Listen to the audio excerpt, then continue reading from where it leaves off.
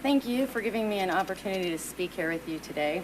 My name is Angie, and I'm a native California of 44 years, and I'm a real refugee. I fled to Arizona to escape the socialist state. Out of the numerous reasons my family and I had to flee the tyrannical state government, education was by far one of the biggest factors.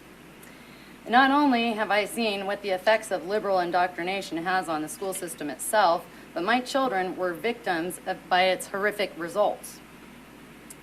Between the disgusting and immoral sex education practices and the dumbing down of our kids by implementation of Common Core and liberal ideologies being shoved down our throats, I couldn't imagine that it could get any worse. But just when I thought it couldn't get any worse, the so-called educators started promoting and encouraging racism towards white people by twisting and perverting history.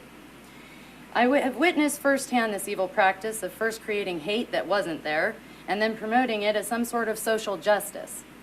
It literally turned our schools into breeding grounds for hate, bigotry, and racism. I watched all these kids go to school with each other since kindergarten, friends for multiple years, and every nationality under the sun. None of them thought a thing about it, and neither did any of us parents. They played together, they played sports together, they had birthday parties, sleepovers, normal kid stuff, until the teachers started promoting racism towards white kids. My daughter had a close group of friends that included her best friends who were black and Mexican.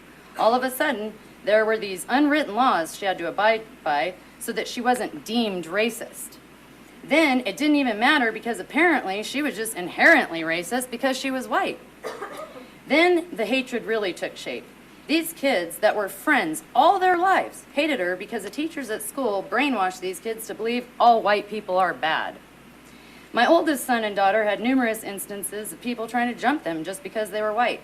So many times I have lost count. It got so bad, a race riot actually happened at the high school. I ended up having to remove my kids from this school because of that. That is real racism. And if the roles were reversed and a black child or a Mexican child was being attacked daily and threatened with violence by white kids to the point that they had to be removed from school, there would be riots in the streets. The sickest part of this is that it wasn't even perpetuated by the kids.